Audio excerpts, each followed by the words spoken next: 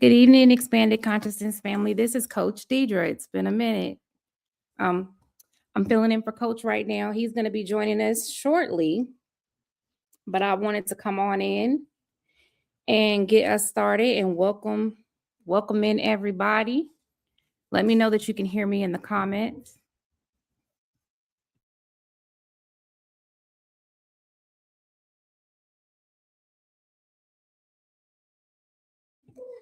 Let me know if you can hear me in the comments. I see Chris is here. Good to see you. Lynn, good to see you too. Thank you, Mother Gwen. Mother Gwen. All right, good.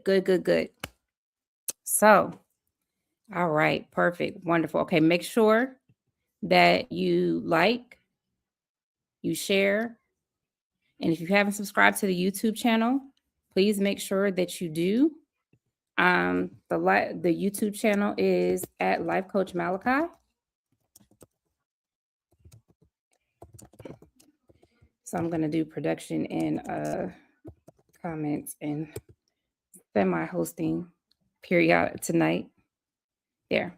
Make sure at Life Coach Malachi or Expanded Consciousness Live, I believe. Either one, you should be able to find us.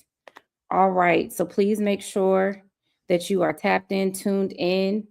I'm going to push this out on mine. Give me a second. And then we're going to get started. I hope it's so good to see everybody, first of all. And there's so much going on and there's a lot to talk about.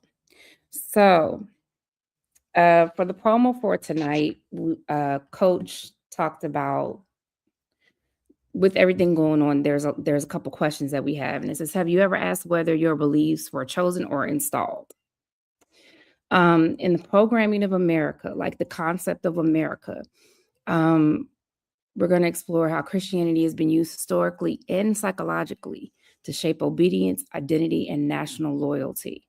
This is not an attack on faith. First of all, let's caveat that it's a deconstruction of how belief, power, fear all intersect in American history. This talk connects psychology, government influence, evangelical culture, and the deeper spiritual question of eternal authority. So if you're ready to dig deep, let's go deep.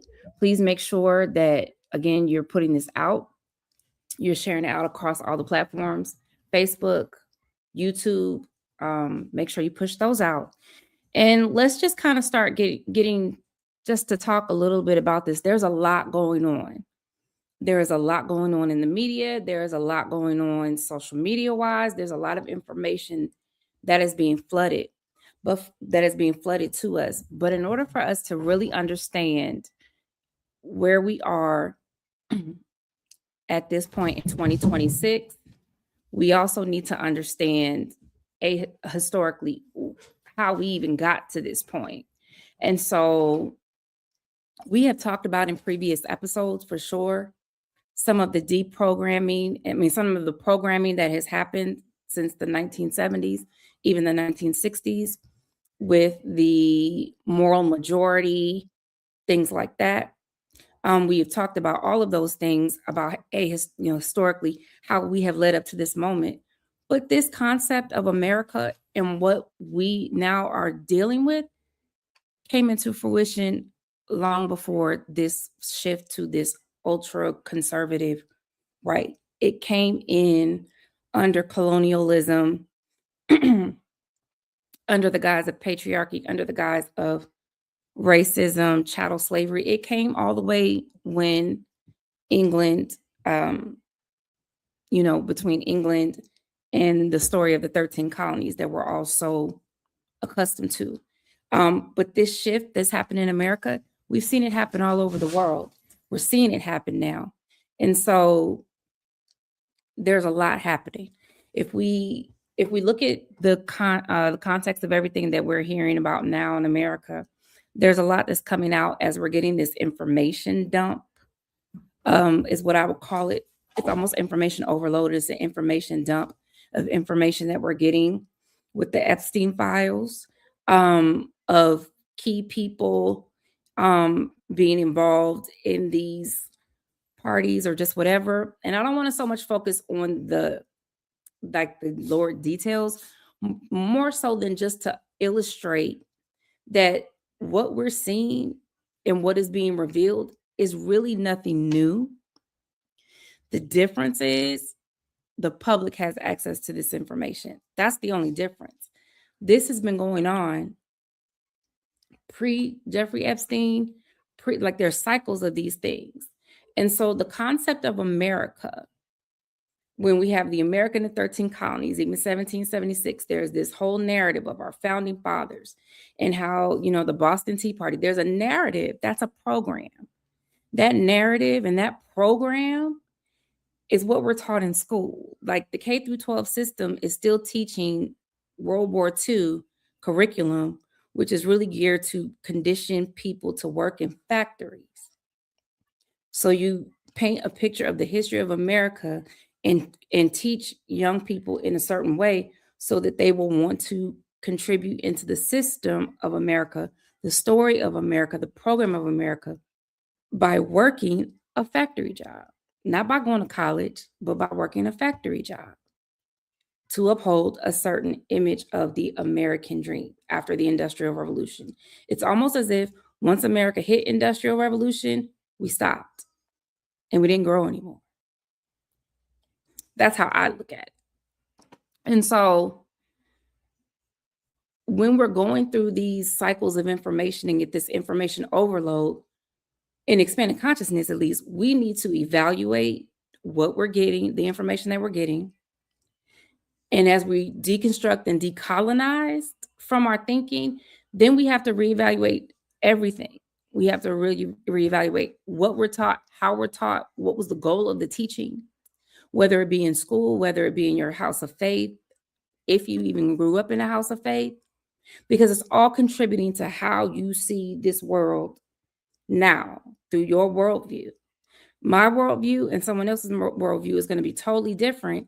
And it's going to be based on the questions, whether we've questioned, if we've questioned, do we dare question? In religious faith systems, there are, especially evangelical Christian, the evangelical Christian space, you're often taught to not question anything. You don't question God because the Bible is the infallible word of God. So you don't question. So how far does that go? Do you just not? Thank you, Mr. Dolores. It's good to see you too. Welcome. Welcome. So if you grew up in an evangelical space, or if you are of the Gen X generation and earlier, you were often raised to not question too much. And if you started questioning, it usually is when you got to be an adult on your own, in your own space, living your own life. But through your childhood, you didn't question. You didn't question your faith system. You didn't question your teachers. You didn't question your parents. You didn't question your family members. You just followed rules, obeyed, and did what you needed to. Like you just followed the rules and obeyed. That's a conditioning. That is a conditioning that has fit the program of where we are in America. I see Coach Malachi in the backstage. I'm just, but if you grew up usually in the Gen X and earlier, you have probably been confronted with these things because that's literally how we were not raised to question. We were not raised to question in school. We listened to our teachers. We listened to our faith leaders. We paid attention to our parents. We didn't question our parents. Even if something isn't right, you still couldn't question it. You just went along with the program. Literally, the program. Hi, Tia. Good to see you. And hi, Phyllis. Good to see you too. Again, don't forget to like, share, and send out. So for that, when you got about 5 or 6 generations now existing in just in the space of American population, you've got a bulk of the population that doesn't question or still is conditioned to not question. And if you do start questioning, then you got to go through this whole deconstructing, this cognitive dissonance, because what you were taught and what you're seeing may not sync up. And then you've got to evaluate what's the reality, what's really the truth here. And so this what we're seeing now with this information dump of all these things being exposed, again, it's nothing new. It's just that we have the access to the information. These type of situations and these type of lurid things have been happening. This is how the world, unfortunately, has worked for a very long time. It's just getting exposed publicly. We're finding, especially if you have noticed this situation with the revelations of the information dump, and I call it information dump, of the Epstein files, is that people are like, I can't believe this. I can't believe this. The man was convicted in 2008. This is not new. It is 2026. And a lot of the things that a lot of people were calling almost conspiratorial about this is now being found out to actually be true. It's almost like the truth is worse than the conspiracy could have been. And when things are hidden in plain sight, because society as a whole has been conditioned not to question, this is the kind of stuff that goes unchecked. These are the kind of things that just keep going on because everybody's going along to get along, especially when money and power are at play. And that's my opening. Welcome. Hey, Hey, come on back, Coach. thank you, D. That was amazing. That's awesome. You are spot on. You're spot on. Seriously, like you're spot on. And there's some things that I have uncovered that has just baffled me. Baffling when it comes to exactly what you're talking about. I guess I know that this particular topic, and it's like, It's how's it feel? seat. It feels good. It feels probably good to come back to this. For me, this is my cup of tea. conversation. This is the cup of tea for me because I'm like, I told you. This This is conversation. Yeah. Well, the programming of America, where this comes from. I've been into deep contemplation and study and just questioning my not. You have so much going on in the world, and sometimes you do question, like, with God and with Christianity specifically. We can say religion as a whole, but when we say religion, I'll of course I'm gonna think more Abrahamic faith than I'm gonna think about Hindu and Buddhism, because they're not that prolific in America. Even Islam isn't as much as they try to play that it is, but it's really, Islam is just a great tool, as far as when it comes to fighting against the ultimate agenda. But the programming of America, something that has been going on for a long time, but I want to focus on a particular era in time. So hopefully it helps us. Hopefully it helps us be able to,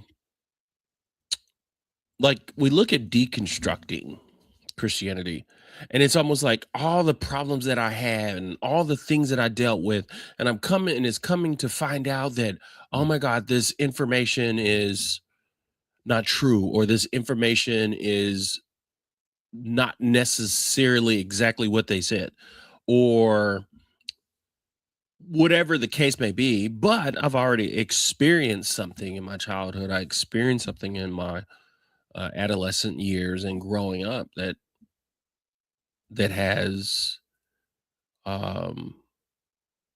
something that has caused an effect in my nervous system and in my body, and now here we are. But I think the more we get clarity and we have proof, like gaslighting and how it feels, you know what I mean? Like when you've been Yeah. gaslit, Yeah. where somebody would be like, tell you one thing, but it not necessarily be the thing, but you believe that it's the thing for your whole life. But come to find out, this is not really what it is. And I'm I, it's like the people that have transitioned during this era and period um, of Donald Trump and MAGA and the alt-right conservative movement. Um, only thing I could say is something that, in order for us to really truly move forward with deconstructing Christianity, deconstructing reality, in order for us to really hone into who God truly is to us, even looking at how the scriptures speak of it, we have to possibly be able to look in the mirror, and we have to be able to look at what it truly is. Like people with race in America, and how we've always dealt with race. And yes, I would say that a lot of people are afraid or certain level of decorum to be a certain way when it comes to the public, and when dealing with race, they don't want to get caught, or they don't want to, they want to say it beneath their breath. But now we have, a guy named Nick Fuentes and the Gropers, who are just straight up, like they're going to tell you how they feel. And then you got all these different people that are kind of playing the role. But you're about to find out some things that hopefully it's reassuring, is what I say. Like, Right. hopefully it's reassuring in that when you hear it, it's like, you believe something and believe it, but yet though you can't really have proof. And then all of a sudden, when it really comes out, you can be like, I knew it. Oh my God. I try to tell you, I knew it. I knew it. I knew it. I knew it. And I think we're going to have a lot of those. We're going to have a lot of those moments. There was a video that I wanted to, I'll try to pull it up. I thought that it looks like the video is much bigger than I thought to upload it. But I think there might be a way, but it deals with sound. I'll look the video up. But anyways, it was this kid that was preaching, and this kid is probably 10 or 11 years old, and he's preaching about people being gay. He's 11, preaching about people being gay. And it's like, interesting. How is this 11-year-old going to preach anything to do with sexuality? And if you look at the comment, other than just regurgitating what they've heard. Yeah, he's just regurgitating. And the crazy thing that was the thing that was really odd was as you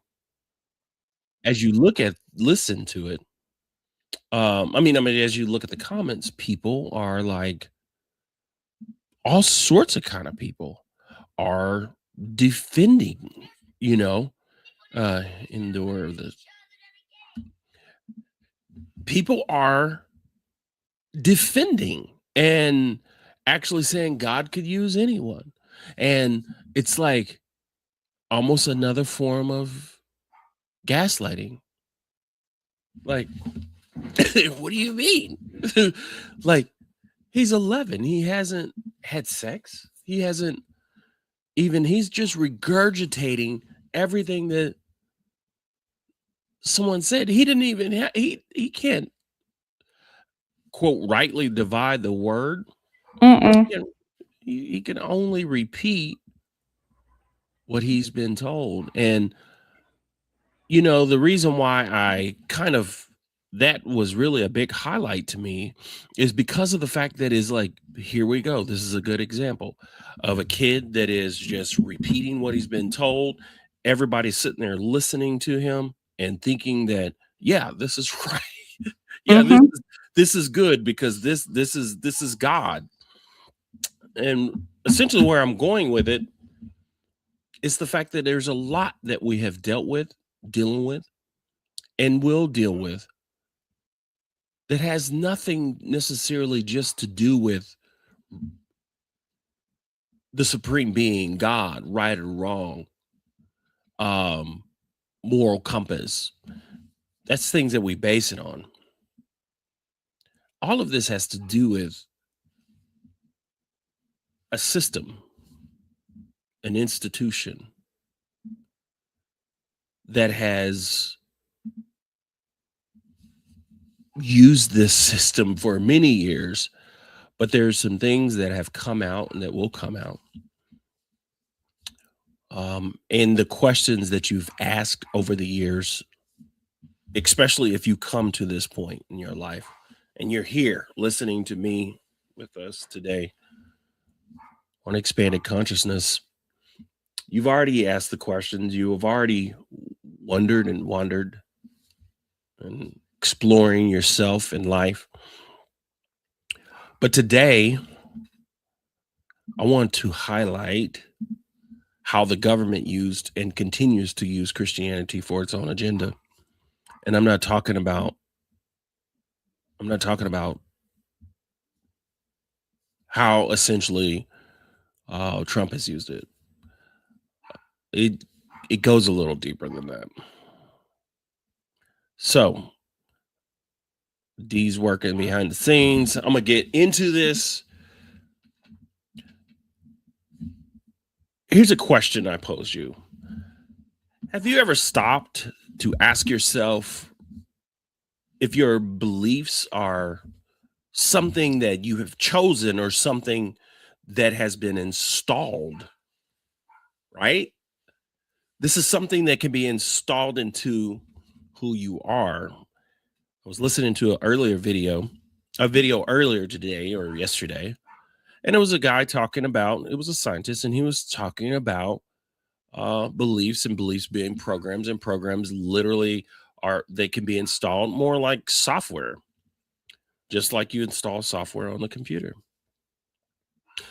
So this doesn't have anything to do with where you stand politically. Has nothing to do with the church you attend.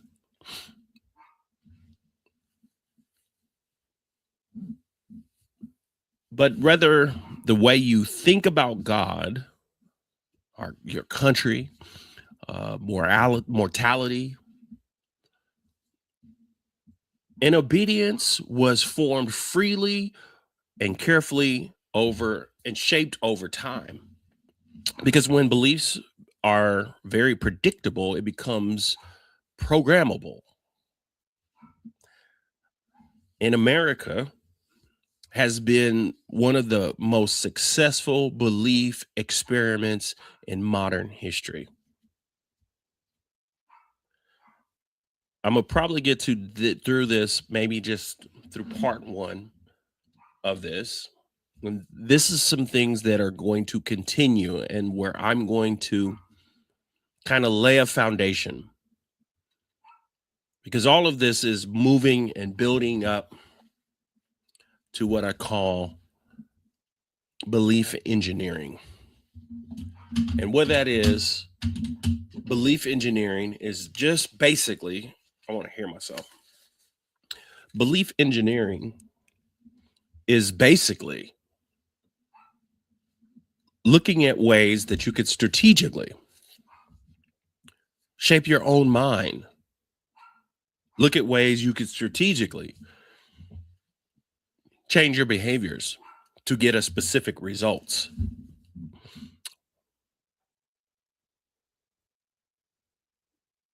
The programming of America.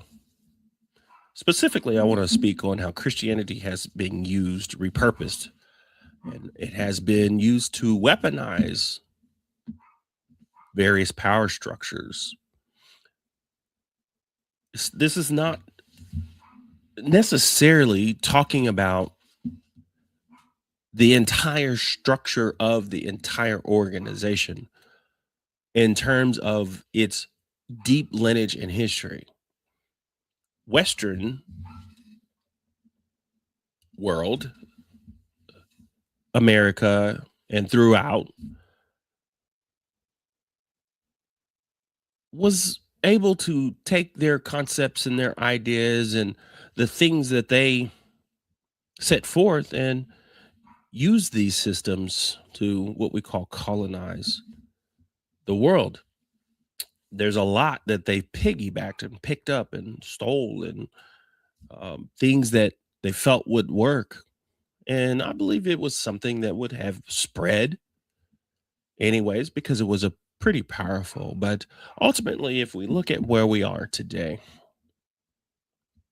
if we look at where we are today, there is a section, there's a sector, there is a system that has been borrowed, or a system that has been used, manipulated, and you won't really hear about it much.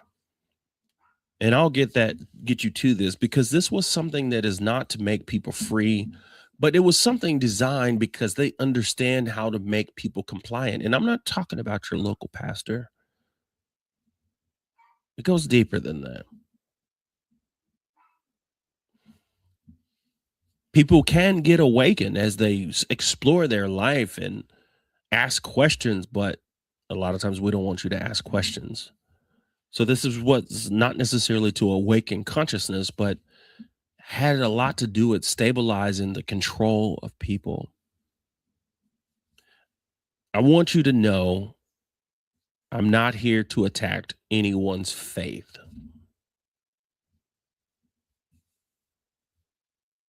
Actually, this is a defense of it in the terms of belief or faith.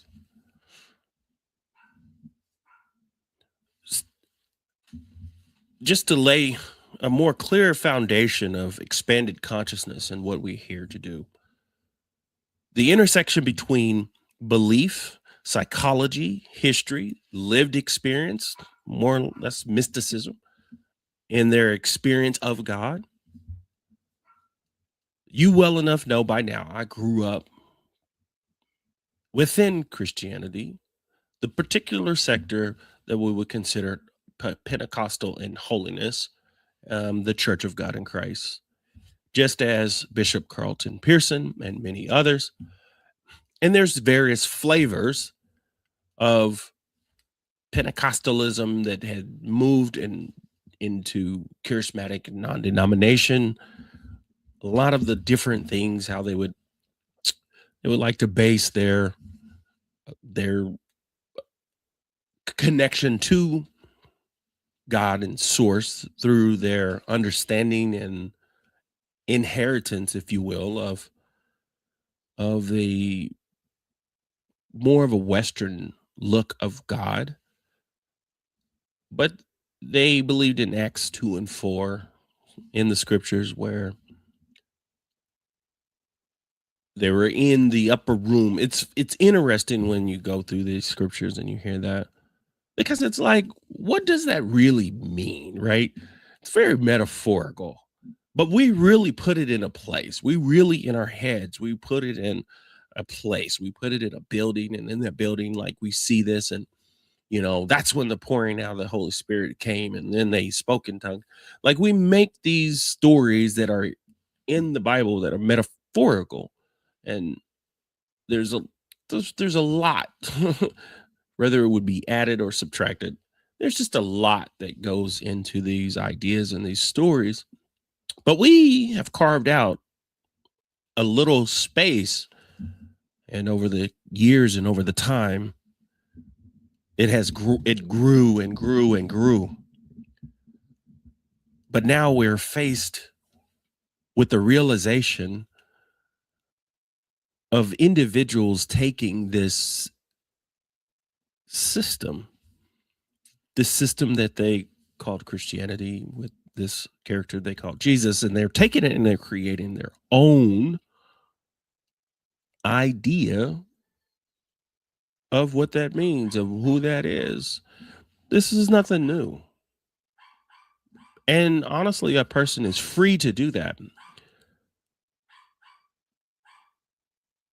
But growing up in Christianity, I never preached it.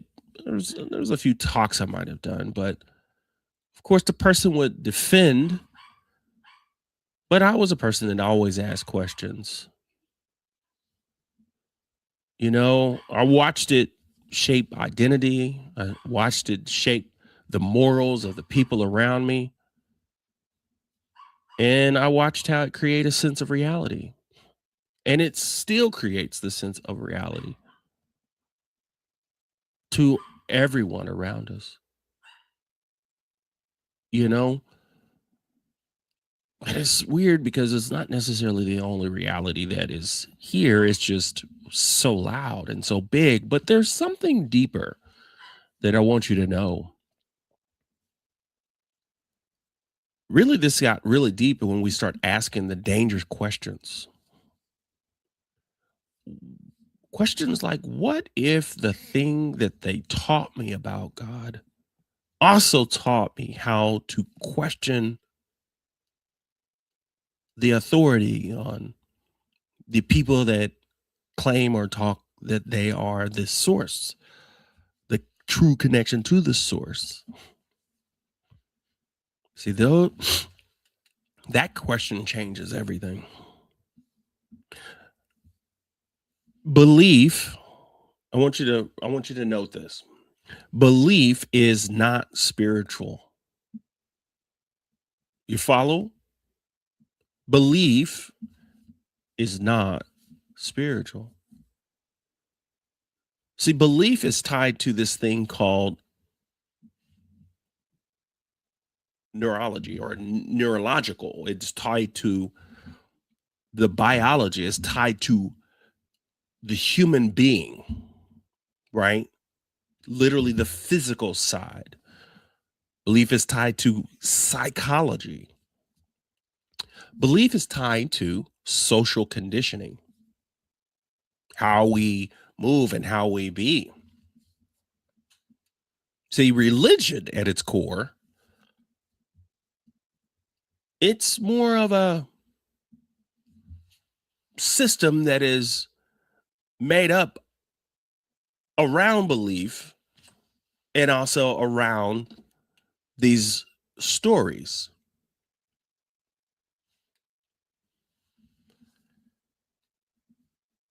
And it creates meaning. And I'm here to tell you any system that creates meaning can also be used to manufacture a loyalty, a dedication. See, as we get deeper, American history, Christianity has been quietly recruited into service. You're good, babe. You can just sit. Yeah, that's fine. Thank you. It has been something that we have used as a source. They understand that people can have levels of transformation and things can actually happen with people. But there's a quiet thing that has been used, and it's been used greatly right now because it's a tool of stability, a way to keep people obedient, people hopeful, and focus on the afterlife while the present is being managed without their consent. This is how you could get people to vote for something that is going to hurt them, to make them believe that there's something to do with the afterlife and there's something to do with a higher order or higher being, that you have to do what I say, because if you don't do what I say, there's going to be an immense amount of pain. There's evil and there's things out there to get you, and you got to listen to me. I want you to know that this was not by accident. This is just something that is inherited. It has been inherited, but it has now been mastered. See, in my research, after World War II, America entered a new kind of war, not a military war, but it was more psychological. This battle had more to do with the ideology and identity, ultimately belief. And this is where things get really uncomfortable. Because if you really look at where we've been through and how much we have gone through as a people, how is it that you want to try to reverse things like civil rights? Why is it that you want to reverse civil rights? Why? Is it something that worked then that you want to work now? You're playing your cards. You're seeing what you can get you seeing what you can actually get away with. And out of all of these, what we call denominations, which are dogmas, if you will, sets or groups of ideas or understandings, you have these people you install that you call them apologists, and all they want to do is defend what they believe to be true. And the main defense has more to do with keeping the individual people that you have locked in and trapped in to stay the course. Stay the course. Keep doing what we say do. And I'm doing everything possible. Because guess what? A lot of the people that are apologists, they have drank the Kool-Aid so much themselves and a lot of ego involved that they also believe in what they're saying and believe that they are ordained by God to make sure that you don't actually begin to have an independent thought.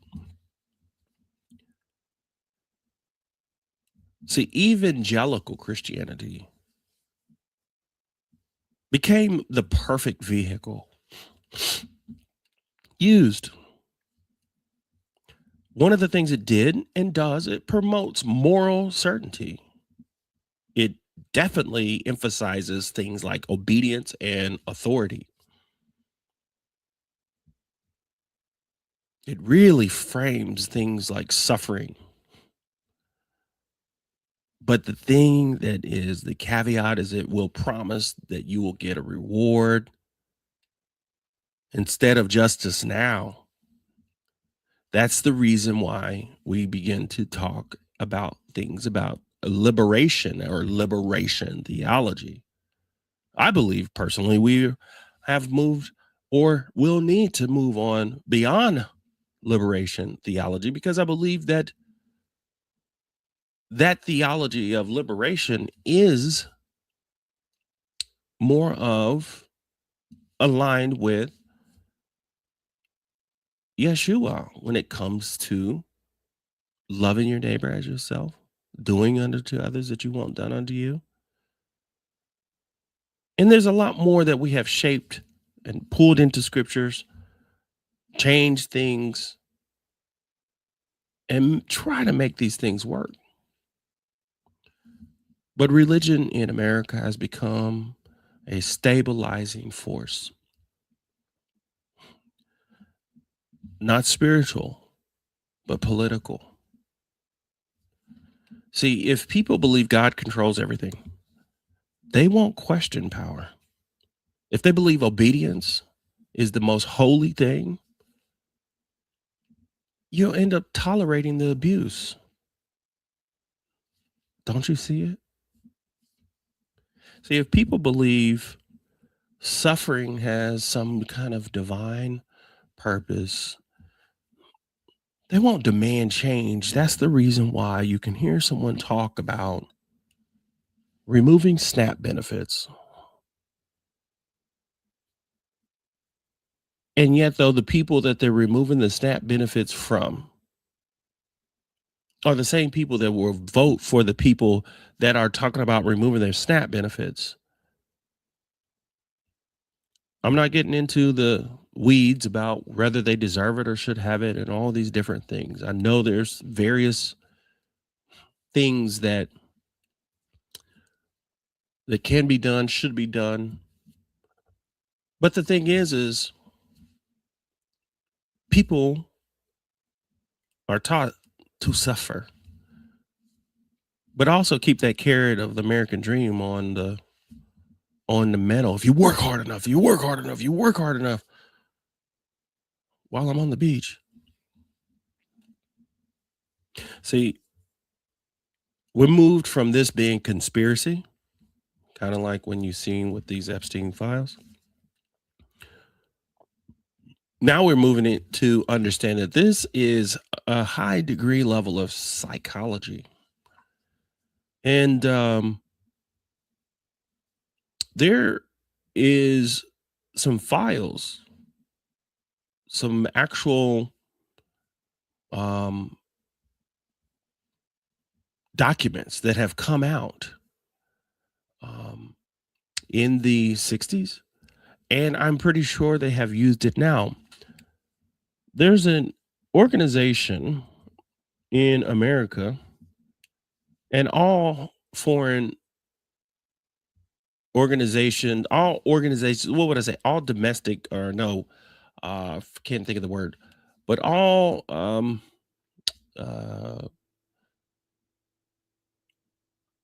all countries, established countries, China, Russia, Iran, Israel, America, all these fairly large countries that are, especially if they have a nuclear program, they all have information, informants, intelligence agencies. Like ours is the CIA, you have Mossad, the KGB, MI6, I think is England. And most people, you probably would think they are more or less like a military force or law enforcement. And technically, you would consider them law enforcement in the sense that they would carry a gun if the job requires of it. They may uphold the law, but essentially their job is dealing with foreign issues, things that can happen inside America that they try to protect America from. FBI protects inside, but FBI is more of a law enforcement, federal law enforcement. Now you hear what's going on with the Department of Homeland Security, and then you have ICE, immigration. That is all written in the Project 2025. There's a way how do we get someone to uphold the laws or uphold the ideology in order for us to have some level of control. We have to have some level of control over the people, especially the people that will hurt my plans or the plans. And so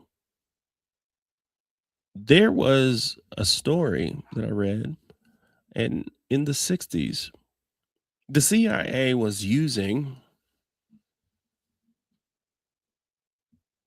evangelical Christianity.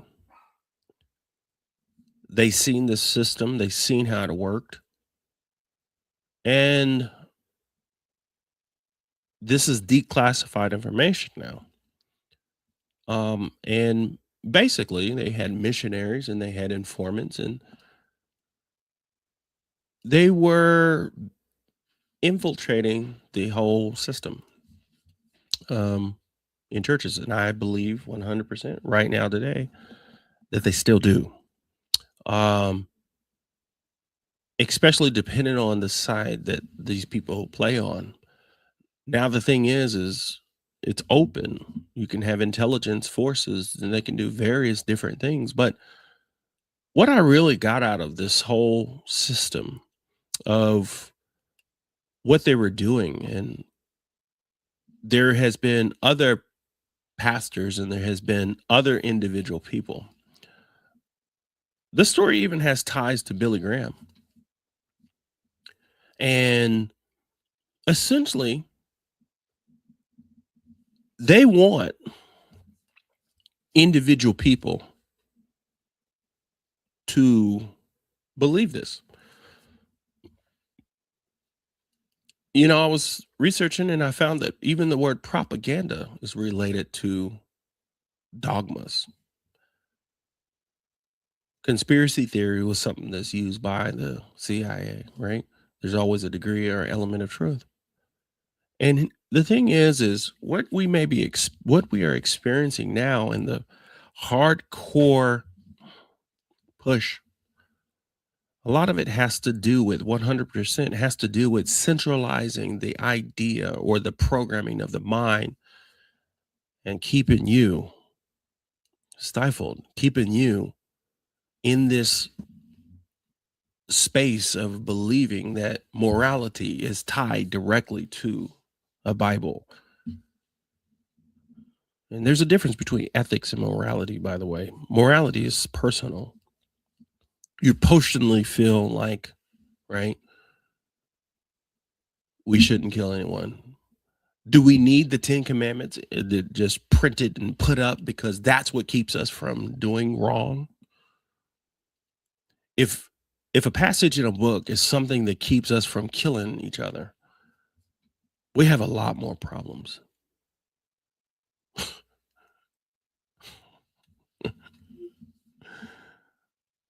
Religion works because it engages the deepest layers of the human mind. Fear of death, need for belonging, a desire for certainty, a longing for meaning. And when these needs are met externally, people will surrender all the internal authority. One thing I hear about people as we deconstruct and as we try to move away from those systems and finding ourselves and either adapting and adopting another system, or maybe a person would want to go to another church.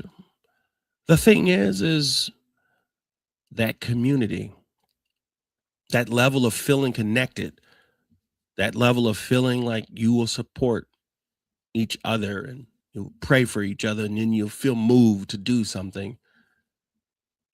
The thing is that's deeply tied to the system itself. I believe it'll morph. I believe it's morphing. I believe it has no choice but to morph. And the systems that have been used through the years are now beginning to reveal and show itself and how it wants to tie all of your belief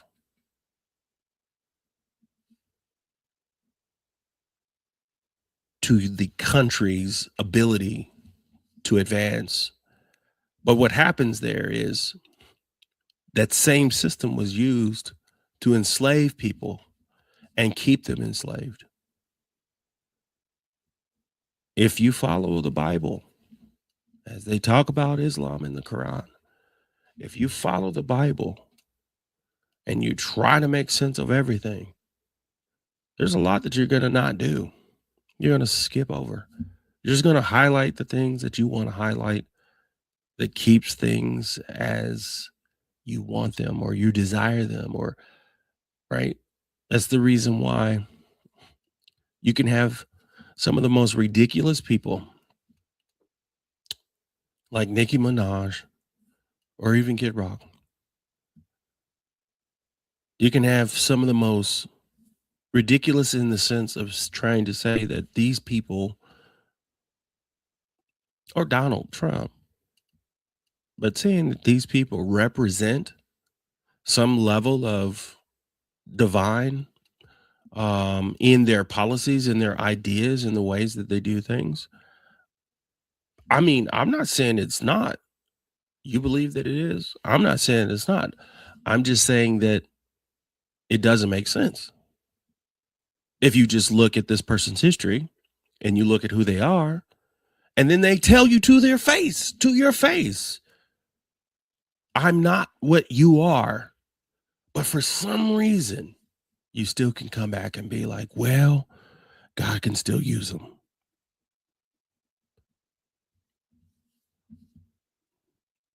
Okay. This is where you have to begin to understand that this programming runs deep.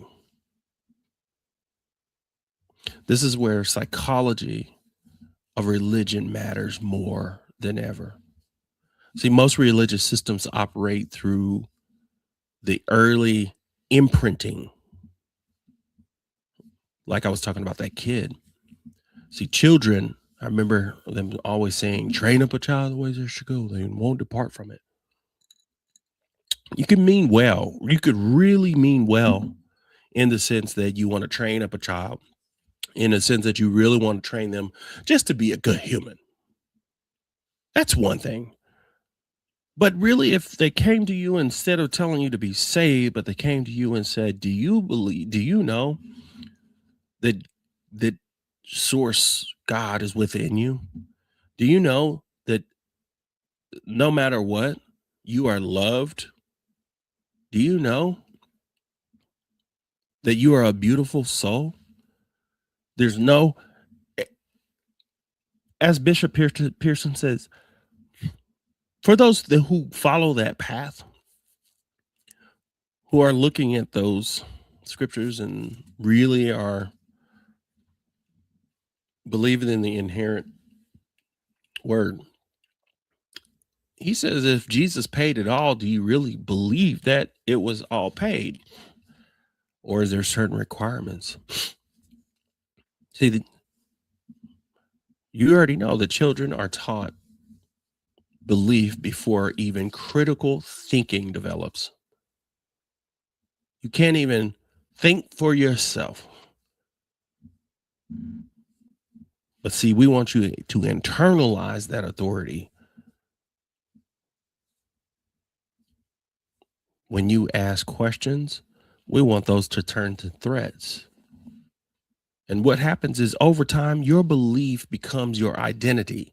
And what you're witnessing is people's belief become their identity.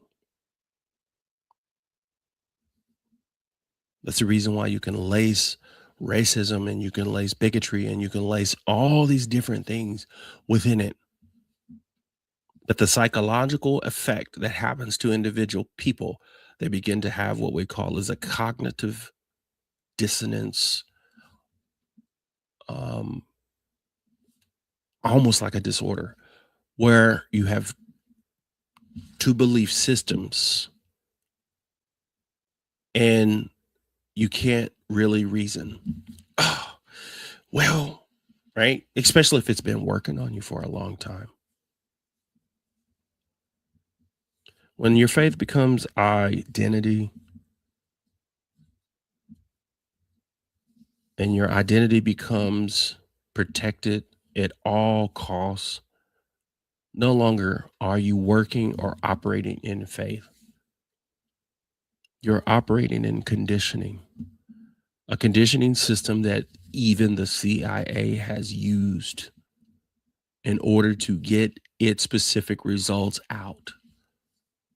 There's numerous things that have been used on people through testing, especially Black people, seeing the results, seeing what happens.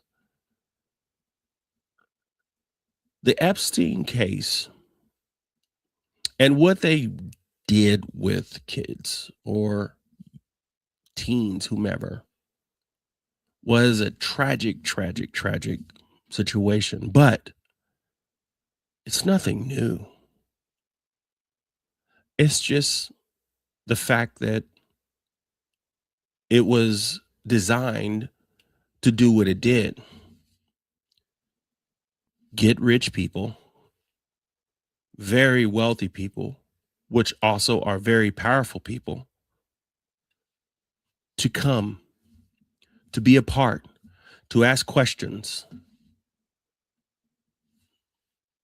Not everyone that had visited or came by or actually sent an email were not necessarily the equivalent to.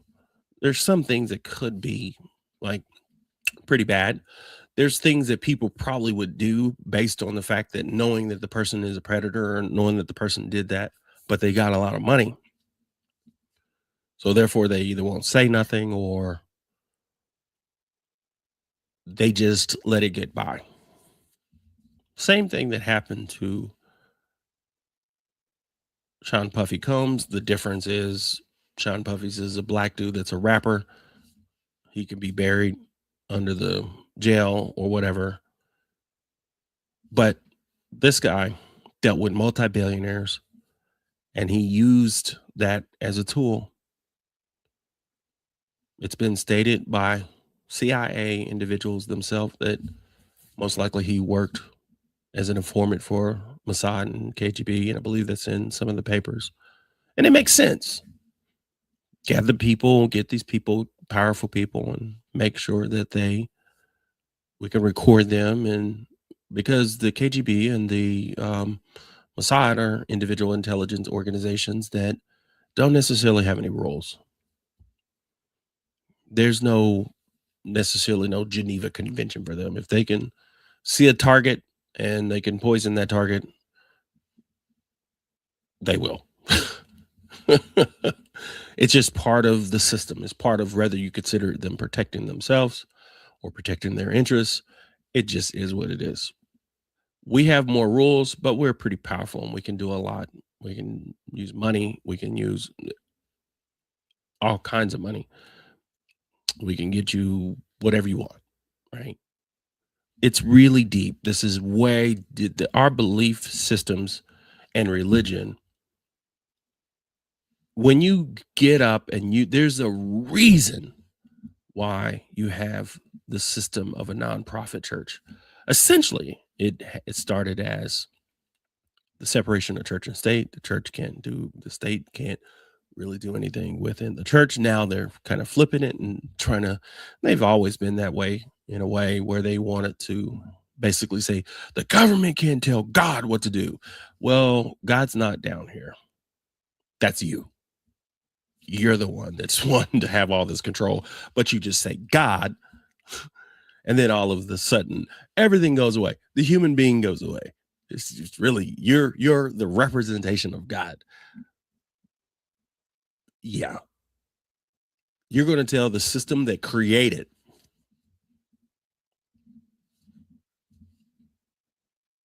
this how to run this. Of course, they say the forefathers or the people that signed the Constitution really did want separation of church and state. They really did in some aspects. But there's some other research that states that whenever they left England, that there was a group of people, Protestants, that did want to dictate how people do things. And ultimately, the Enlightenment period comes along, and people start getting awakened and start getting a little more aware of the reality, of their reality, of who's creating this reality. See, when we get this thing tied up, belief engineering, once you know the play, you know what I mean? Once you know the play, then you can either create your own place or you know the play. What's the play, Malachi? When I say the play, we're going to do something here. Right now, the play is one for your consciousness not to be expanded. And faith should expand your consciousness. And when you have conditioning, it is something that's going to contract it.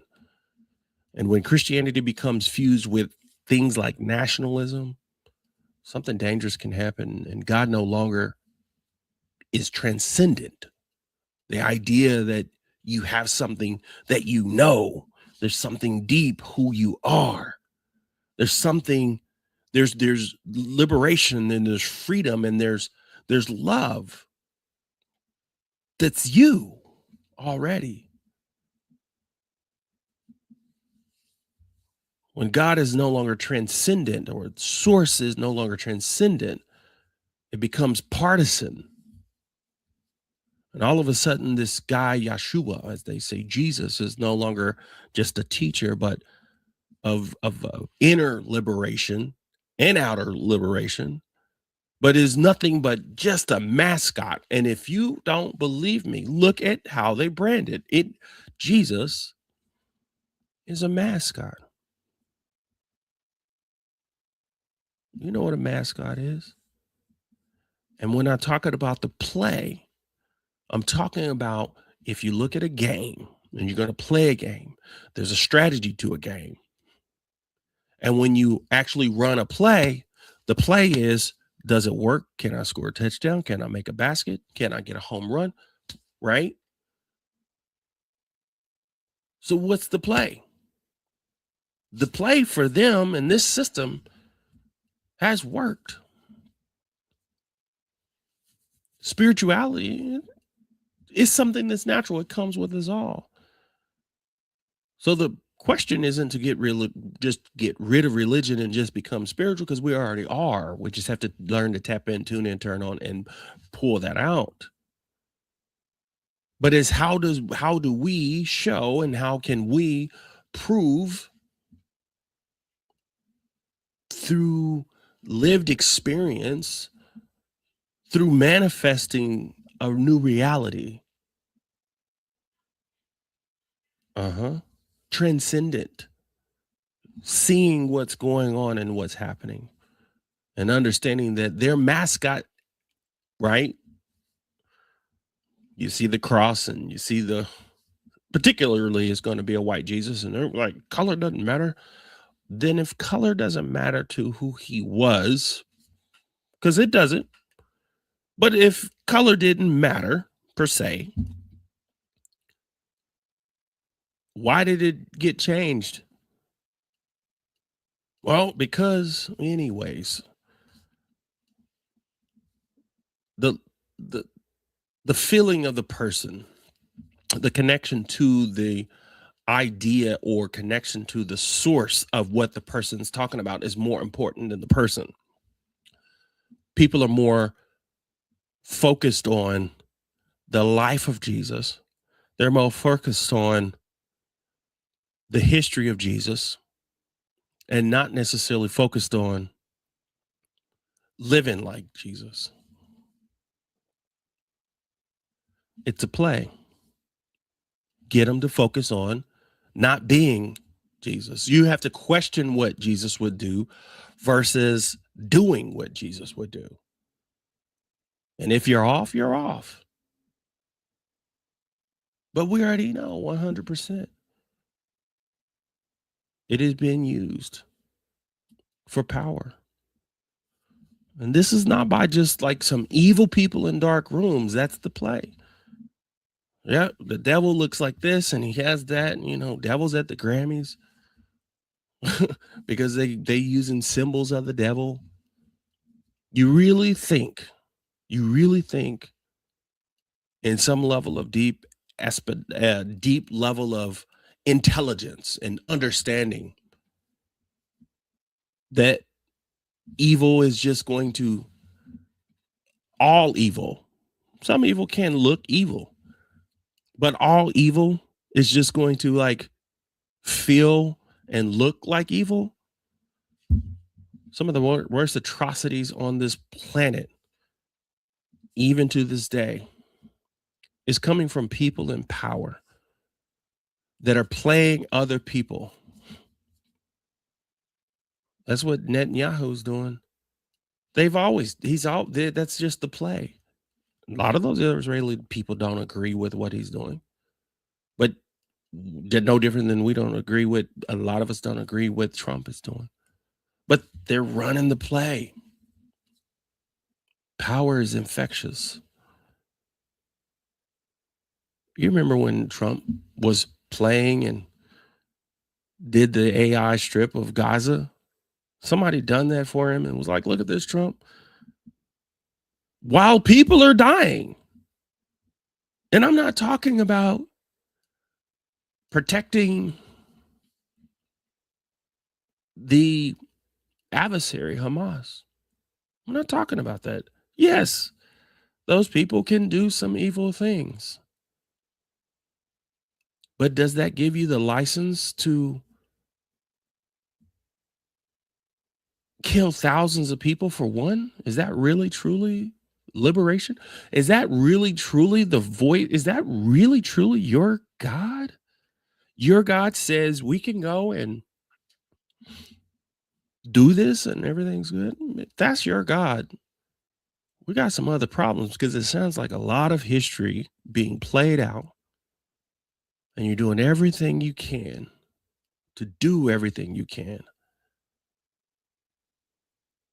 that is just as evil as the guy that done the things to the Jews,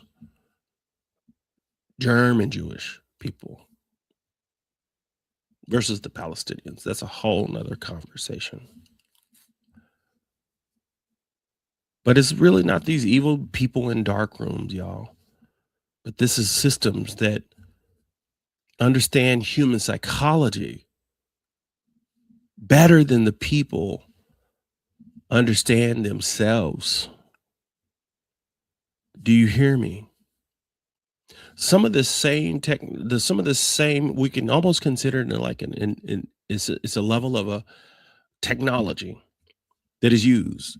Religion is like, can be used as a technology, and you can put that inside people, and people will use the word brainwash really recklessly.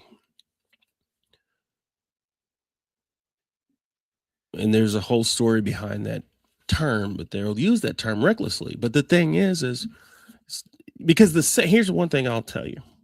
It's the same people that say your brain, people will listen to what I'm saying tonight and say, oh, he's brainwashed. He's brainwashed to say that. They don't care about critical thinking. They don't care about my research. They don't care about anything besides the fact that that information is heresy. And it is. My information is heresy within other people's doctrine. Yes, I'm okay with that. But the thing is I don't consider their information heresy. I just consider it mostly made up stories to flow in a way that allows them to carry on the narrative. So the people in power can carry on. Because people that have the most power within these organizations, it just so happens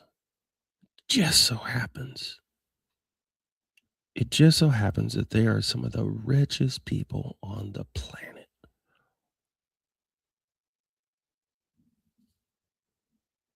Human psychology is what it's at play. Not belief, not heaven and hell and this and that and theology. This all comes down to psychology, biology, systems, control. Now, let me tell you why this really matters to me personally. You need to know this.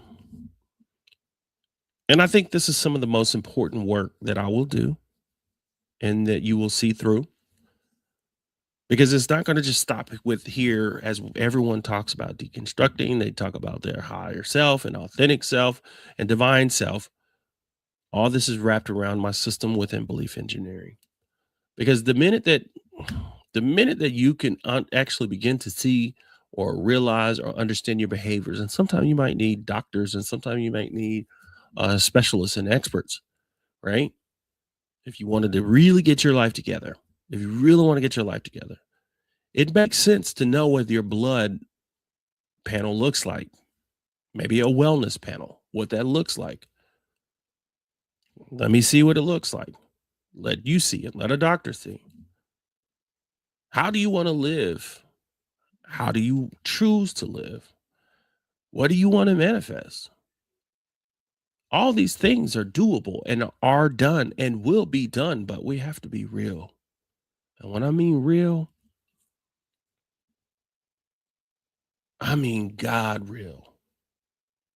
Because that's the gift and that's the calling on all our lives. The expression and the experience is lived through us. I take this personal because I watched Bishop Carlton Pearson lose everything because he followed an inner revelation instead of an institutional permission. He did not reject God. He was just expanding it.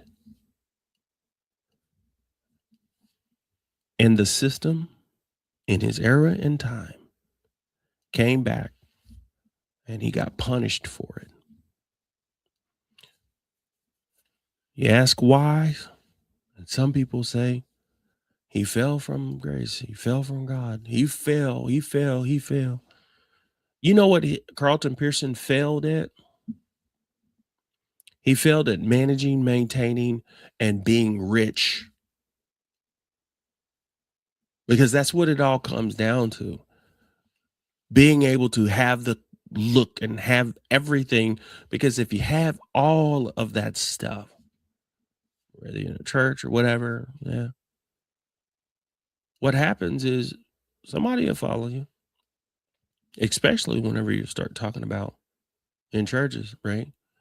Some people play the role like they don't, it's not a focus, but it's part of it. They didn't really fear Carlton Pearson because of things like atheism. But ultimately, the fear came down to autonomy, and as I would say, spiritual autonomy. When he had the gospel of inclusion, that really kind of threatened the business model. The gospel of inclusion? They didn't even really go deep into God is not a Christian, Jew, Muslim, or whatever. People to this day, they don't really talk much about that particular book. But that business model, the gospel of inclusion, was a disruptor. And the fear and the leverage, it dismantled the reward system and the punishment framework. Yeah, it's a framework. You could take this thing here, and you can create a framework. You could create any framework you want because we have been so deeply programmed that I believe that it is possibly can be in our cellular structure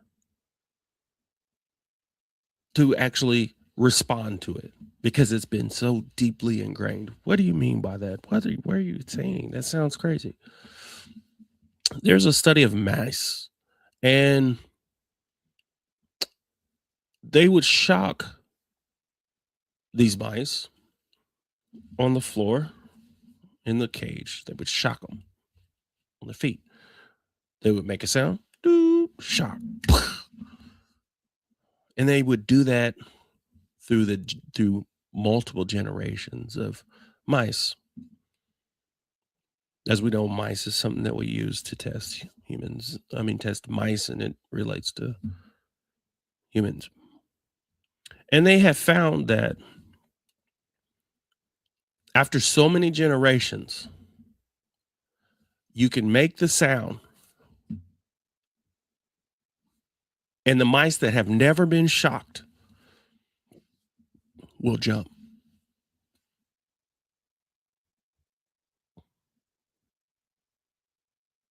I can bring something and make you feel a certain way. And I could do that through the generations.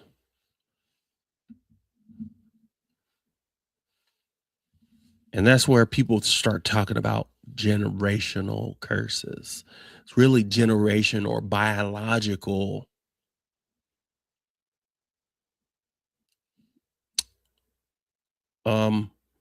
issues, right?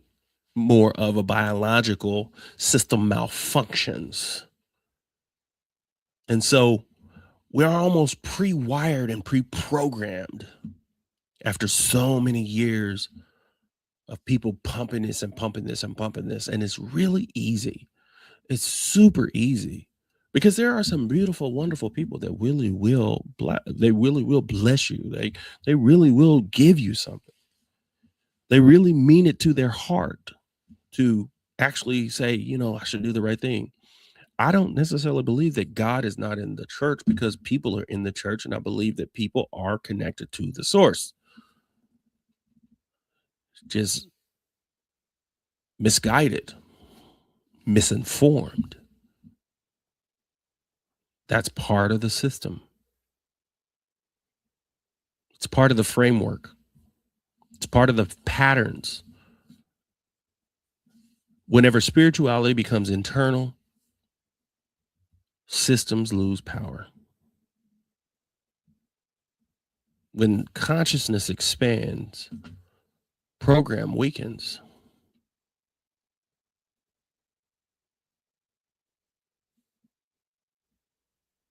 When spirituality, man, that just hit me. When spirituality becomes internal, the system loses power. See, the system has begun to lose power over you because what I'm saying is speaking to something internally. I don't have any music playing right now, so there's no organ and this and that, and there's no sounds and there's no smells and there's no I mean, don't get it wrong. When you come to the retreat, we're about to have a spiritual time.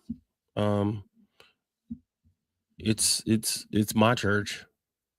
Believe me, there's certain aspects of worship in church that I believe that can be divine. It can actually have some level of connection to God. I think it's just misguided and misused based on history because we borrowed it.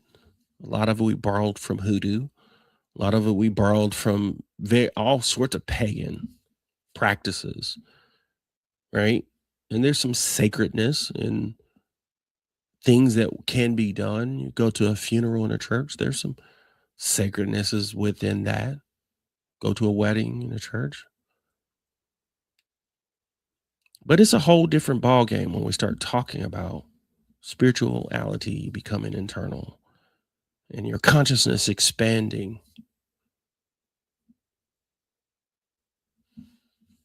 What I'm speaking to you and openly speaking to you is the exact reason why mystics were exiled. One mystic being Jesus. Did you know Jesus was a mystic? He had a lived experience of God. He talked about it. He talked too much about it to the point where they said, you got to stop talking about it. Whatever you talk about, I don't know what you're talking about, but you can't be going around here calling yourself the king or a king, or you can't be doing that. Because if you do that, then you're coming against the government. Jesus did things under the table that were working against the government's authority. That's not how they paint the picture for us. But he was one of the mixed mystics that were exiled.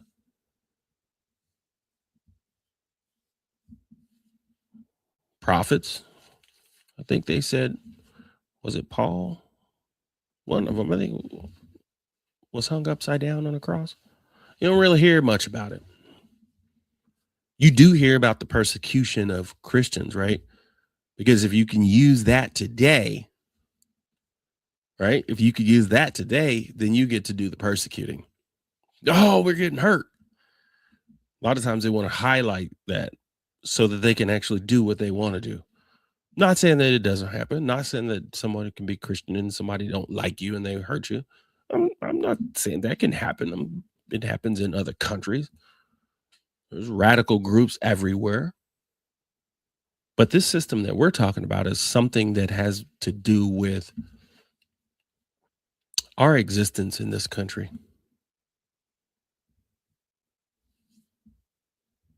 Jesus was executed by a religious and political alliance.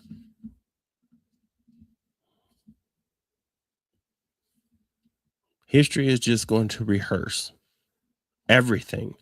But yet, though, there's things that come along and there's shifts that can happen. And there's still a shift happening as we go deep into this and get in true understanding. Right? America, especially in Christianity, is going to split between two paths. And it's not necessarily going to be a red one or a blue one. It's going to be a path that deals with certainty, nationalism, authority, and as I will say, some level of what we call white supremacy. This is the structure. This is the face. This is the look that has always set the grand authority or supremacy, supreme over individual people. So what we say, what we do, we want to use our power that we have gained over the last 400 years to continue to do what we do. Not as a whole, but as an elite force, an elite group. It is what it is. But there's going to be another path, and there is another path, and that is the path of moving inward, the path of moving towards consciousness, expanding justice and responsibility, and ultimately love. One of those paths is just designed to program you and keep you believing and hoping that hopefully you will make it.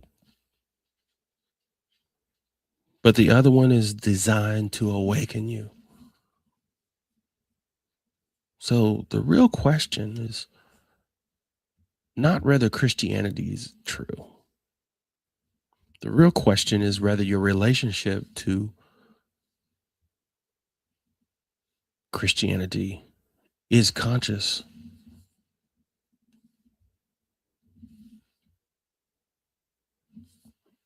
Belief is being engineered, but you have the ability to realize that you know something. Something is with you. As you flush this out, as you go into your quiet place, as you begin to look up, we want our morals rooted in love, not in fear, not in punishment of what the systems may say. Expanded consciousness is about you reclaiming that inner authority. Belief systems are formed, and they don't have to run unconsciously. See, it's about honoring spirituality and also surrendering to the sovereignty and the divineness of who we are, but at the same time, speaking out and standing up for what is right. Ultimately, justice, especially those who may be suffering, who may not have, who may be hurt, disabled, stuck at home, doing all they can. There's people right now that are working full-time jobs and some,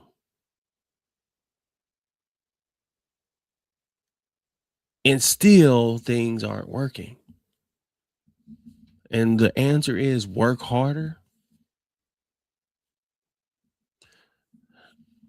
Ultimately, what I've come into conclusion is I don't want you to necessarily think that you have to leave faith or leave your faith, especially if it's faith in whatever you attend or where you go. But you have to have an understanding of liberation.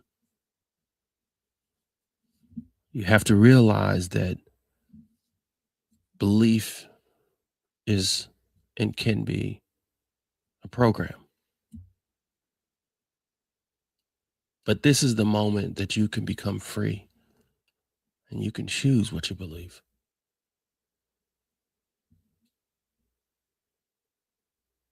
This is awakening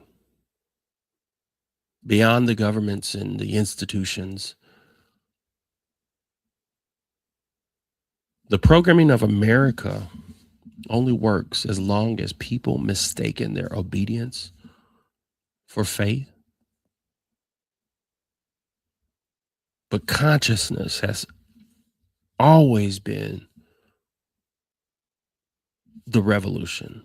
Maybe quiet, but it's always been the revolution.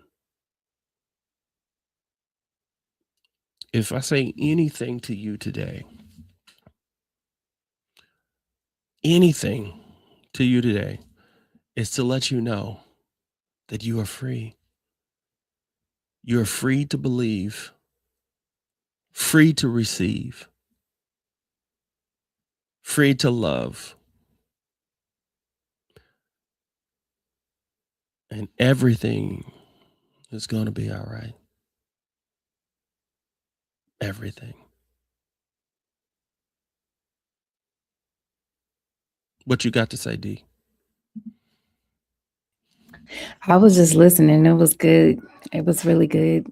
Good teaching. I think with everything that is going on, it's something that we just have to individually confront and face and settle it within ourselves. Um, Groupthink, I think, is a thing of the past. Groupthink is naturally what they want you to do. Just go along with the masses for the sake of just going along with the masses rather than critically thinking and analyzing for yourself what works best for you. Um, I remember when we were growing up, they used to always talk about telling us put on our put on our thinking cap, our critical thinking cap. They don't do that now. It's highly discouraged. Um, in the age of social media and reality TV and all those things, is what's trending, what's hot, what's this, what's that. That conditions you to kind of just go along with things. I'm not saying there's anything wrong with the medium of social media or those things. It's just that's the design to kind of get you in, like, keep you in a program, keep you in a certain state of mind where you really don't really think. You just do. It's very carefully, skillfully designed. This is media, mass media. If you've seen what has happened and transpired with like Don Lemon and things like that, this stuff is happening for a reason because people are no longer going along with the program. Um, and he probably, of all people, can speak to it even better because he used to be in corporate media. And he knows how he used to have to curtail what he would say and kind of, and then He said that. yeah, now he can say what he wants and he had to pay and he's paying a price for it. most people don't want to pay the price, especially those who are Exactly. comfortable, right? Exactly. Um, and when Exactly. I mean comfortable, it's like the The system's system rewards powerful. you. The I system mean, we got rewards you. light bills, we got insurance, we got, Absolutely. Yes, you got family to take care of, mouths to we got these feed, things bills. Yeah, to it's come real. against this to it's not necessarily coming against the system. It's actually bringing awareness to the system or systems, right? And my Right. thing is the system outside of us versus the understanding that this operations, this OS, this operating system, Mhm. this framework that we have is programming that is just here. It's happened. But now we have the understanding and the idea beyond the woo-woo spirituality that you can do behavioral change. You can actually have what we call is this is biology of belief. I speak on this a lot. Biology of belief. This talks about epigenetics and the changing of the genes, right? The new physics and being able to realize and understand that um there's something within our body, like people that are dealing with illnesses and sicknesses, right? The system that is out there has great medical care that can do some amazing things, but also we're capable of doing some amazing things within ourselves as we begin to upgrade, Mhm. right? And figure out how understand how to upgrade belief engineering. um we will be doing some of this deep work at the retreat. I'm excited. Um, and my guy with the sound bath is scheduled when we get there. Like, this is going to be tapped in, tuned in. You got 3 miles of trails. We got a beautiful, wonderful place that will be prepared for an experience.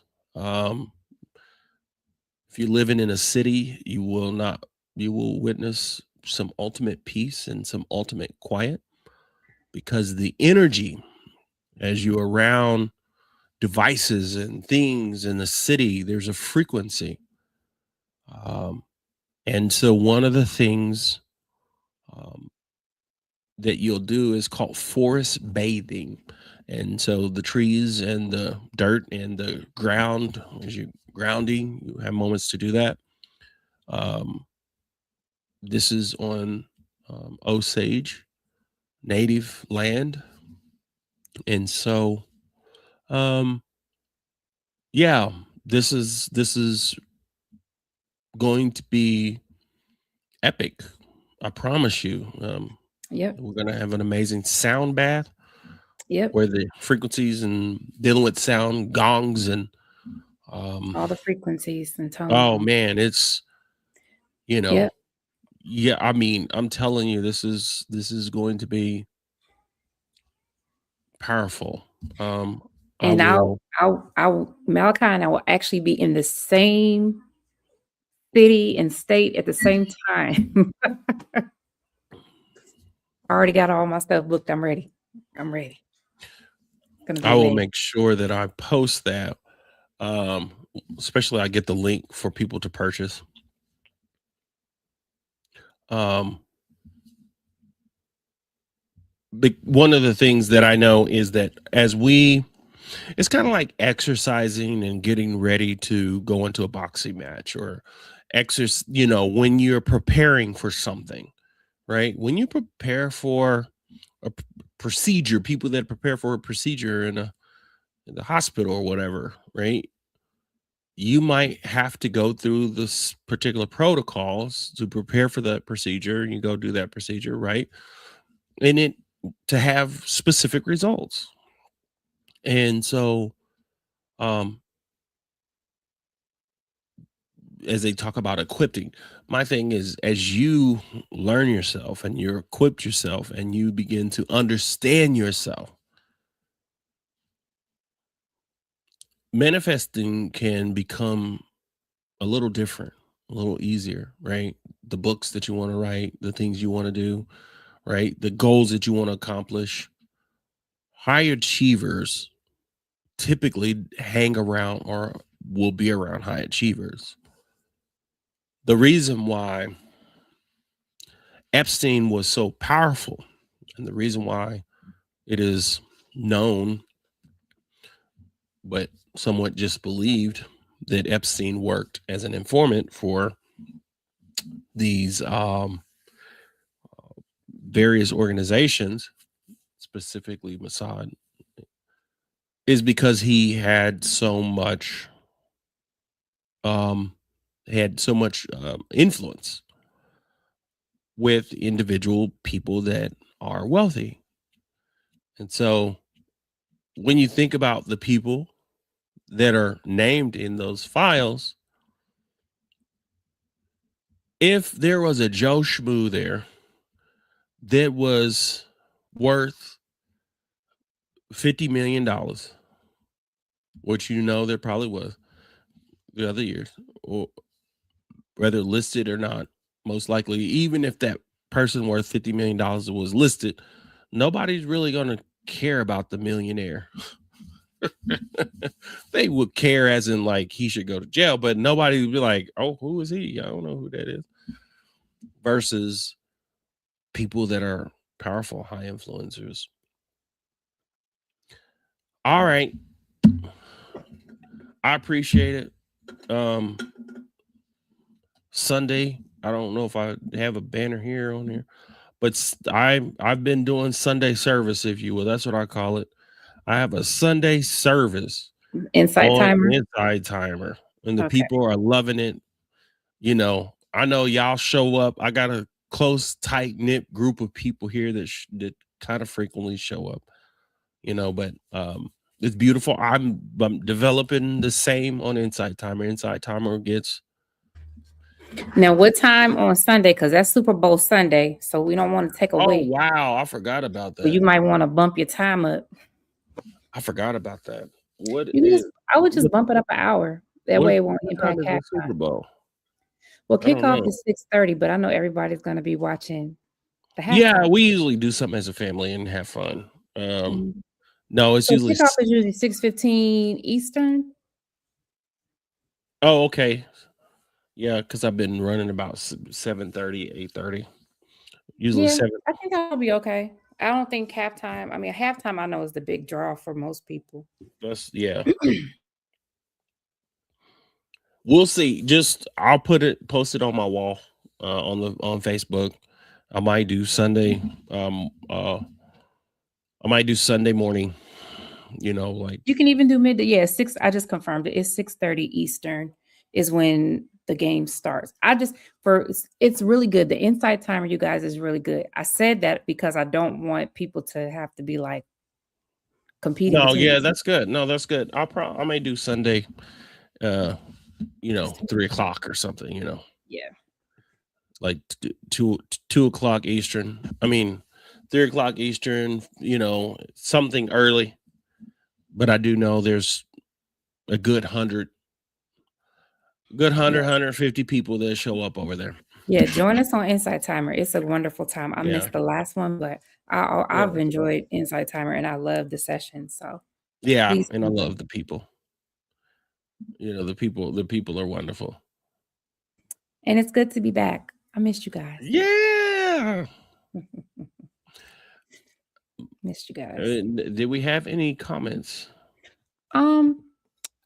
I did call out some comments earlier. Okay. But let's see. I think Chris made a good point about religion has become political. And that's exactly what it's become. It's become it's been weaponized, very much so. Let's see. Let me go back up. Let me scroll back up there we go. Here we go. Kenya was on YouTube. She said, yeah, there's really a price to be paid for every increase in consciousness. And this was referring to when you were talking about what Bishop Pearson went through, when you go through that change and that shift and you're not going along with the status quo or what's popular or what's the trend, there's usually a cost. And then let's see, I'm gonna scroll up. Um, Wanda talked about how she loved the analogy. When spirituality becomes eternal, it disrupts the religious systems. Absolutely. These systems have been in place since the 12th and 13th centuries, even before then. To, when I'm thinking 12th and 13th century, I'm thinking of the Crusades. Now these things are It's a whole nother level. psychology. And Gina was Hey, on. Gina. Hey, Gina was on, and again talking about that same thing. When spirituality becomes internal, the system loses power. Excellent, so true. You then become self-governed, no longer dependent on the system that has had that control. That's threatening the systems that want to keep you dependent, and that's it. Anytime you have autonomy over your thinking, autonomy over your destiny, and you're not going along with the traditional path or the systems, for lack of a better term. That's what happens. So Velma, I'm sorry, I didn't mean to cut that off. Velma, thank you I didn't always mean for showing love and being in the building. Let's see. I think I think that covered almost everybody else. I don't think I missed anybody. Yep, I got everybody. Oh, Oshara. Oshara was the one that I missed. Let me get Miss Oshara. Oh, she was just saying hi, but I just want to make sure I gave a shout out to everybody that I didn't speak to earlier and at least highlight a comment from them. So it's good to see you all. Thank you for continuing to support us. We'll Yeah. see you Sunday. Coach will see you Sunday. I'll be in the comments on Inside Time. But yes, There and you please go. join the patreon.com expanded consciousness community.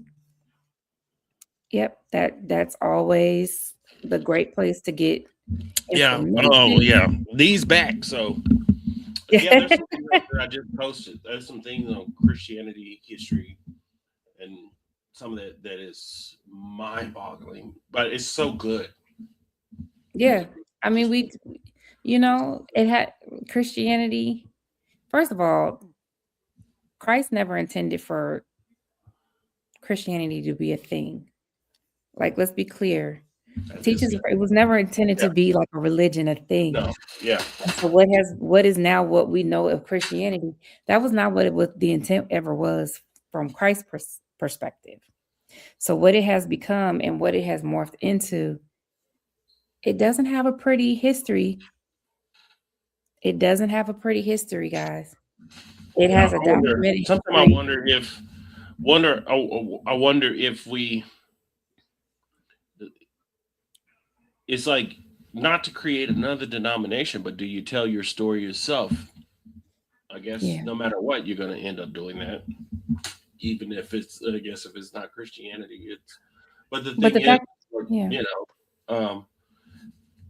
it's kind of like reclaiming. It's like reclaiming. I kind of look at the Uh-huh. when the cannabis plant was out there, hemp cannabis, right? It's like when that plant was out there, it was just a plant. Nobody knew it. I mean, people would use it for its medicine and they would use it to create things. And I'm talking about, 1,000 years ago. Yeah. They would use it, but then all of a sudden, not, in the 60s or somewhere, it became there was some time that it really became demonized. They The seven the was again the around the time 60s of the or moral majority, the 30s. 70s. Yeah, around the time of the I don't moral know. There was majority that different they eras where weed basically went from just being a medicine and they created it became a crime, be right? demonized. Yep. And it became demonized, and it's just a plant that if you use it a certain way, it does a certain thing. You can use it, and it's like Jesus's story. Mm-hmm. If you hear the story, it could be like, oh man, that's a great story. Like it's Mm-hmm. cool, a person that loved and um wanted people to understand about the kingdom of God or the kingdom being within them. Like, oh yeah, I can agree with some of those things. Yep. But then all of a sudden, right? The story is used to do some really harsh things and power over people and Yep. stolen, from the people from various cultures. Uh, I think Laura just gave us the answer. There it was. Thank you, Laura. I knew somebody would have it right off the top. It was during the jazz era. It was used to create racist stereotypes for Black and brown people. Surprise, surprise. Anybody surprised? Not. Yeah. And I remember a lot of that was tied to money because DuPont Chemical Company, right? And there was a paper company. I think DuPont might have been one of those, but the paper company, they would make paper and they weren't using hemp to make paper. And so a lot of our technology for creating things out of hemp was halted because they didn't want it for medicine and they didn't want it for paper, right?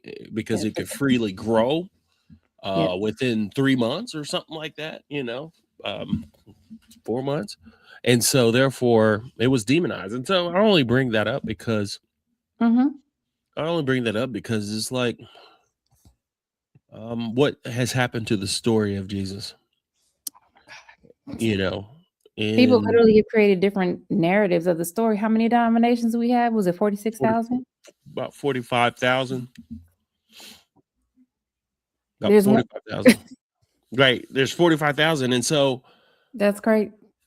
Because it's everybody's taking a piece of the story and making it, they're centering their religion, their belief system around a piece of the story, a piece of the story. And then some of them creating stories. they create a whole nother book. Mm-hmm. But yet, though, here's the key: is you got to still keep it Christian, right? More, Latter-day Saints, Church of Jesus Christ of the Latter-day Saints, I right? told little something, little Jesus, little Christ, somewhere in there. Right. So they basically have the Book of Mormon, which has its It has its own own belief system. some wild, wild stuff, Mm-hmm. right? Jehovah's Witness the same way. So it's been powerful. And Religion is powerful. it's Religion is very powerful. powerful. And my thing is, I can officially, a lot of people have denounced and said, I'm no longer a Christian. I've heard numerous people, understandably, say that. And I believe they say that according to Western Christianity, theology and philosophy. Yes, I'm I no have. longer, I know. I've definitely made a line in the sand because what yeah, I see with MAGA and things like that, I'm like, if that's what y'all call Christianity, they did the same thing. They've done the same thing with the flag, though. yeah, I'm good. I'm good on all of it.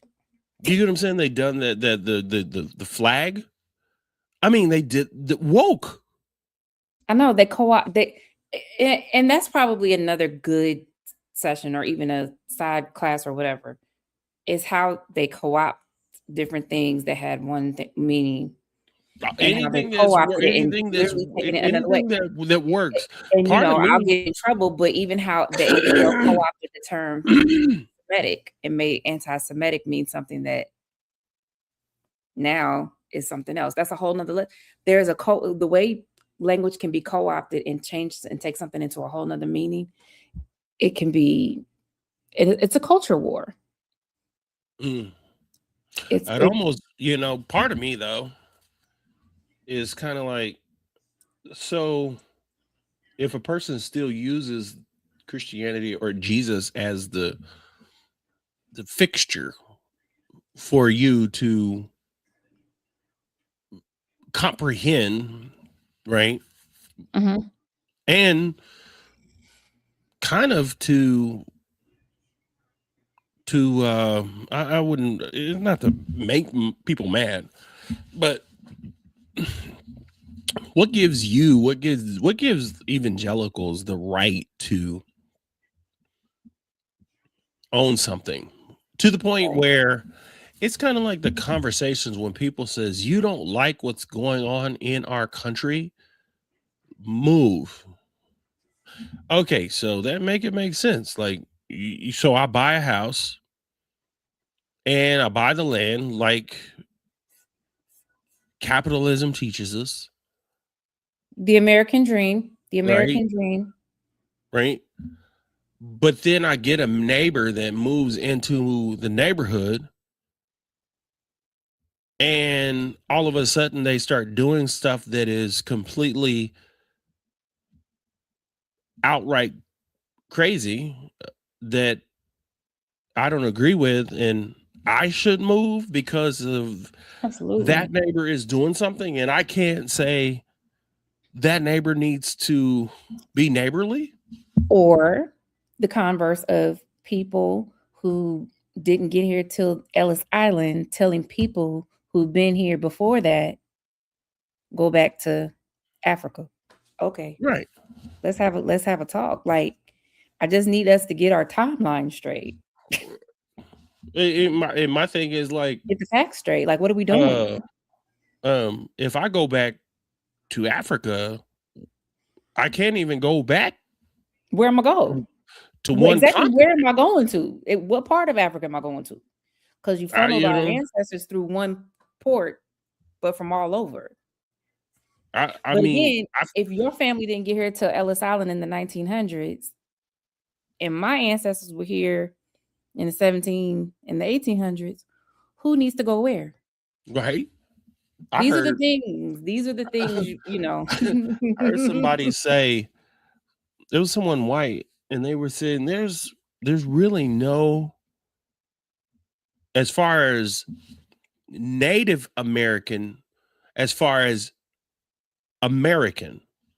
So the Native American is before we consider America, right? Yeah, so before Louisiana Purchase, before all Before the that Atlanta stuff. Purchase. Gotcha. Mhm.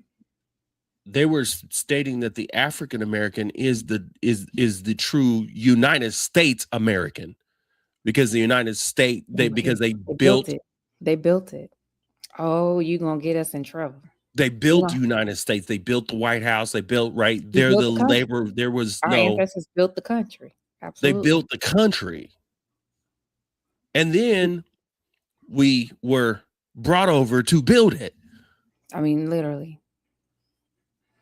And so through the history and time is like, it's really an And interesting take.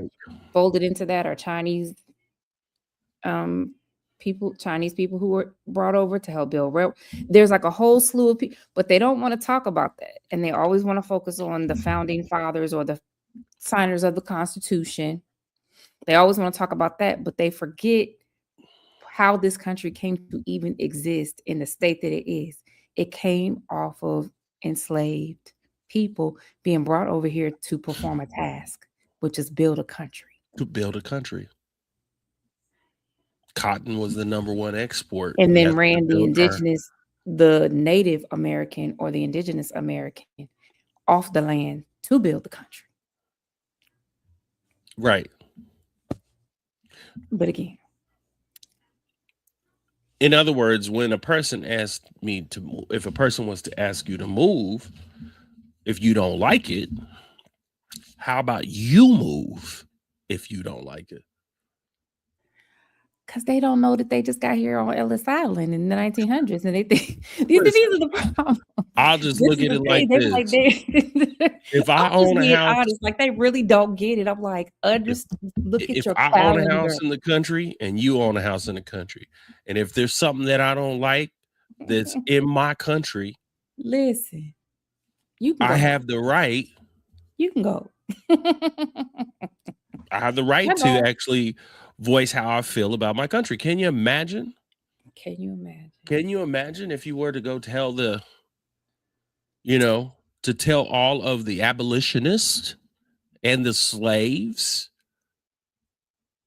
right, that they should have never fought for the freedom and the liberation of a people? Telling someone to go back to a particular country is basically saying, I would like to have slavery back. I mean, my whole thing is go back to a country where. Well, you want slavery back because you want to If basically you want say to take I it that have far no back, right. we can run it back. Yeah, you have no rights. And the thing is like I own it just as much. there's a lot that's changing, lots will change. And the thing is there's no matter what, Project 2025, Project 2026, you can run that play. Listen, that's right. Run that play, but I'm here to tell you, it's gonna be really, really, really, really difficult when people, we understand we come from being conquered. We still are trying to liberate ourselves from the conquering. Right. But when your people realize that you want to conquer them. Right. When we see the tragedies of Alex Pretty and Renee Good and things like that, then it starts getting very real. Because now the gloves are off. And my thing is, like, God bless them. I know. And I appreciate, appreciate the fact that these people were standing up for individual people. Absolutely. But these two people, That's right. When we've had millions of people that have died at the hands of the state. And we talk, and our ancestors and us, and we have told them, if you don't be careful, you'll be next. Well, sometimes things have to go the way they have to go. It's like ripping the Band-Aid off. Yeah. I said it when President Obama, when he was elected, and then everything kind of turned left, people started really getting nasty, and tribalism came back again. And I said, it's kind of like ripping off the ugly wound of America, because you keep picking at it. We never really dealt with it. Well, Obama getting in office was a problem. Was a major. I mean, it was a It was a problem. That's the reason why it came back with vengeance, is because of the fact that how did this happen?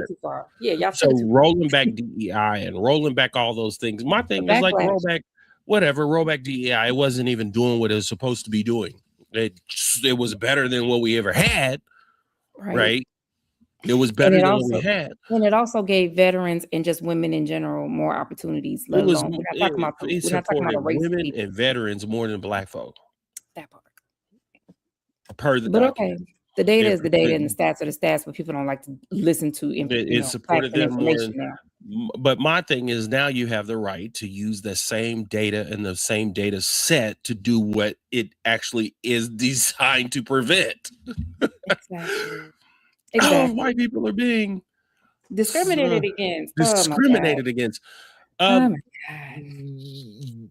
I will say there is a discrimination based on qualification. You're qualified, you're qualified, you're this, you're that. Part. But yet, though, I want him to get a fair shot. Yeah. Versus just not getting a shot. But that's okay. That's okay. Because here's the thing. Because again, these are systems that have been designed and set up, hiring. These are all systems, and they all feed into a system. Now, the system is getting reprogrammed. Although the program is doing its best to manage and maintain order. It's trying. It's trying. It's like going to work on some. It's going to work on some aspects, but ultimately, I just know it's just not going to work forever. Human consciousness, like I said, and that's why what you do, Malachi, is so important. And I'm honored to help you in the ways that I can, because human consciousness, the evolution of human consciousness, is what overcomes things like this. You can literally see the mindset being stagnant in people that are racist, homophobic, misogynist. You can see the stagnancy.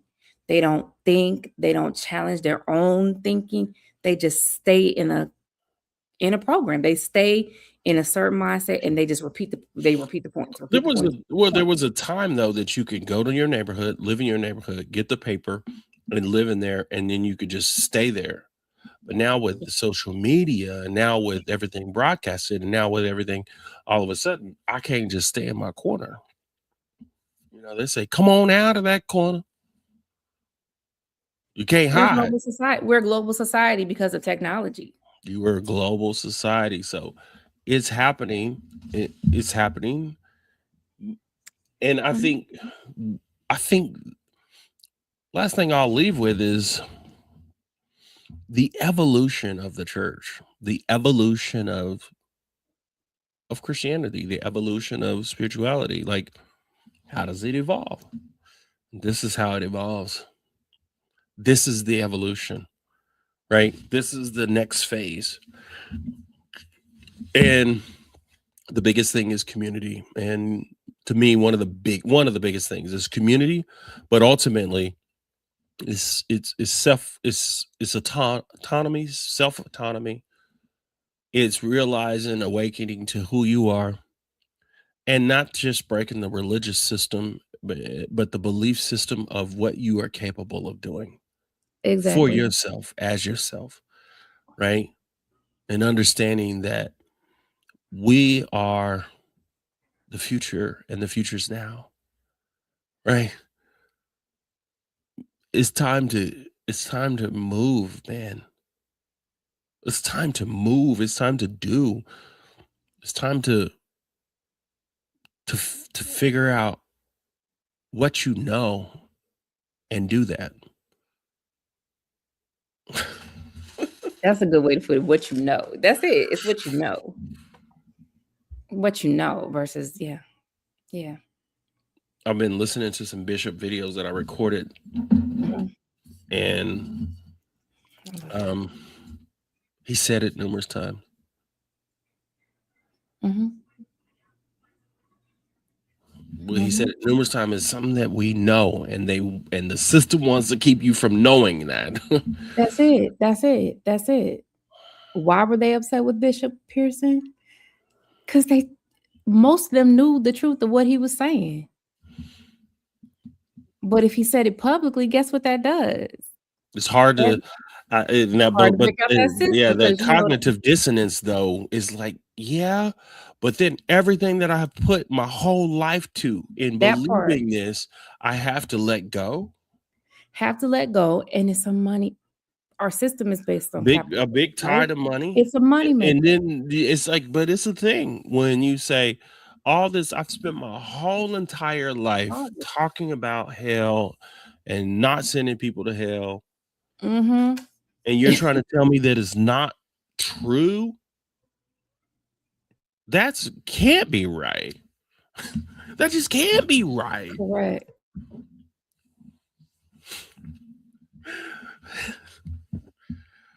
Hey, Sasha. She said hi. You can't hear. You hear her? She said hello. She tried to say hello. We're back, you guys. Sasha's back in the building, showing up right towards the end so everybody can see her pretty face. Yes, girl. Hi. All righty. Love you guys. We'll post in Patreon and on my wall on Facebook. I want to see you guys at the next thing. Most likely it's going to be Sunday before the Super Bowl, most likely. That way it won't be too late. You'll get the notification. All right. Love y'all. Be well, everybody. We'll talk to you soon. Bye-bye.